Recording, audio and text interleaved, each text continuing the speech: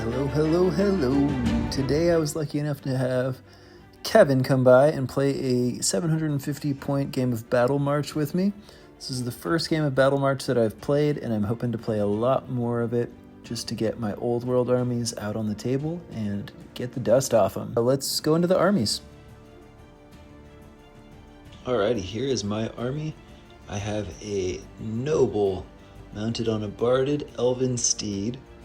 He has full plate armor, a great weapon, a seed of rebirth, and a talisman of protection. So super defensive build, and hopefully that will keep him safe. And he is in a unit of 5 silver helms with full command. And you can see I'm using these Dawn Riders from Age of Sigmar to represent those. I think they're pretty cool models. They fit pretty well in my opinion, though some purists would probably disagree. I've also got 12 Elven Spearmen, in this case being represented by Lothern Seaguard. They have full command, but they are just regular old spearmen today. I've got a Great Eagle. I've got 10 Swordmasters full command and a Lion Chariot. That's just under 750 points. Kevin's gonna say what his army is. What do we got? I got 2 units of Warhounds with Vanguard moves, so I gotta do that before we get started actually. Oh, okay. I have a unit of Chaos Warriors with great weapons. Okay. And Battle Hunger, so I get to charge farther than everyone else. So I'm special. Then I have a unit of Marauders, hand weapon, shield, light armor, and enhanced reflexes, so I get +1 initiative. Okay. When using said hand weapons. And then lastly, I have a unit of Chaos Ogres with great weapons and heavy armor. Yes.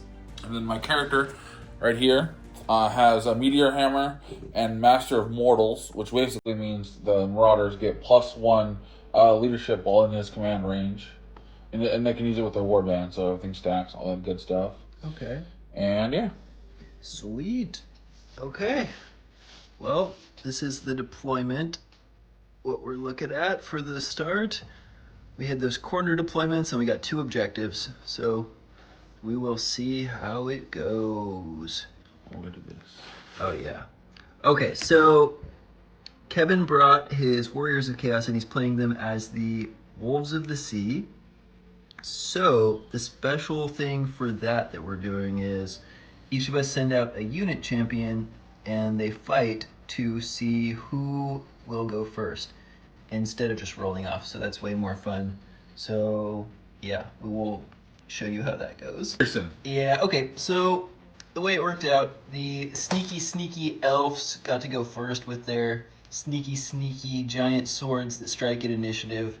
So being I6, I swung, hit once, and got 1 wound. AP -2 was enough to kill this boy before he ever got to strike back. But Chaos will strike back with a vengeance, seeing their most favored champion, or if not most favored champion, a champion, be slain. Okay, so here was the first turn of the High Elves. Everything just positioned up. Pretty unexciting. Hold this objective for 10 points. And then the Elf Eagle was sneaky and came up here in the side like a real sneaky eagle, even though I suspect that if he did charge into that block, then he would just get wrecked. So even on the side. So You can take out the dogs. so who knows what he'll do. Okay, so Gaze of the Gods, turn 1. The super cool champion rolled a 4 and got +1 weapon skill, which is going to be very helpful as he dukes it out with these very adept elves. Okay, so here it is after the maneuvering of Wolves of the Sea, turn 1. You got the hounds coming up here, being little roadblocks, blocking the way with these sneaky ogres coming up behind them. These guys moved up here to be tricky, the Marauders. We have this big unit with the champion, or the what's it called, leader? General. He is actually an aspiring champion, so Oh. you were correct. I was correct. It happens sometimes. They moved up, so the eagle's back here. These wolves are sneaking around the corner of this big skull, and we'll come back for High Elves turn 2. Misfortune has befallen the warriors of chaos. Everyone else over here had failed their charges because these guys ran away and the wolves ran away, so they just plodded forward like fools. The lion chariot and the sword masters. Fortunately, the day was carried by this big eagle and the nobles unit of silver helms. Even though they didn't do a ton of damage, and both my noble and Kevin's champion, aspiring champion, did nothing with their pillow fists, it was enough to win the combat by 1. Kevin then proceeded to roll atrociously on his leadership check and rolled a 10. So he fleed away, and this was like the biggest swing ever where my nobles unit ran them down. So pretty big game swinging thing there. We'll see what else can happen. Okay, so we goofed here and forgot to film Warriors of Chaos turn 2. But pretty much what happens is the ogres move up, the marauders rally and reform, turning around to face the swordmasters and the chariot. Then the Ungors come on the board and try to shoot the eagle, and despite hitting like 5 times, managed to not wound it at all. So great job, Ungors. Okay, so here it is after, was that High Elves turn 3? Mm-hmm. High Elves turn 3. Yeah, we tried to charge with the lion chariot and the swordmasters and the eagle into the marauders. The lions are feeling a little bit lazy today, so they just sauntered on up. But luckily, though, right behind this ruin, to avoid the ogres, which was kind of convenient, but you never know what could happen. Then this combat happened, and we thought it might be a bloodbath for the marauders, but the marauders held their own. I think because they have cool new models, and they're not the weird BDSM old ones. Hey. Don't knock your history. Yeah.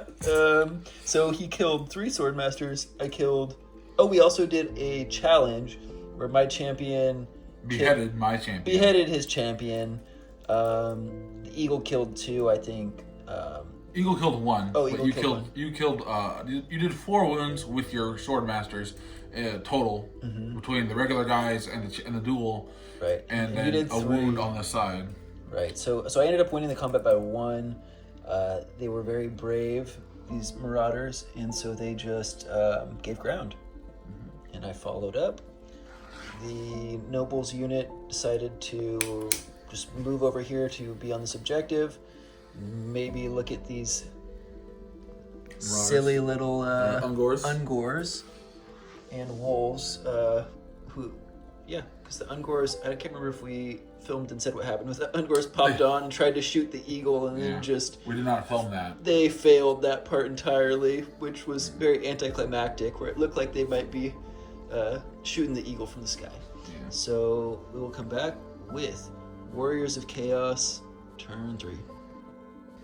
Okay, so here is the board after Wolves of the Sea turn 3.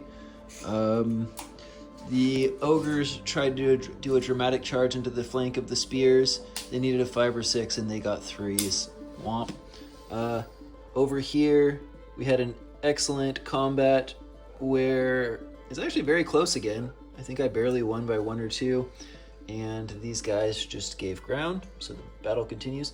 They did wound eagerly, so give this man a boo for wounding an eagle, an endangered species. The Ungors were ungood and tried to shoot at these guys and did absolutely nothing again, despite looking really promising and getting a lot of hits. They just could not wound even on toughness 3, needing 4s. I think he rolled 5 hits and got like 5 2s and 3s. So, boo that. And then the wolves just sneaking around. So, despite losing the Warriors of Chaos, still an interesting game. So, we'll see. Okay, and that's the end of the game. We're calling it there after The game ends. Ogres are just looking down at these guys. The Unbears survived and then just ran away. Over here. Eventually, the combined might of the Eagle and the Swordmasters was enough to wear down these Marauders. So, this one was a tough one for Kevin. Really losing his big old block right off the start that was probably The most promising. a third of his points or more between the character and the unit. Yeah. Moral of the story, kids: don't roll high. Yeah. Roll low. Yeah, roll low, only on morale, but yeah.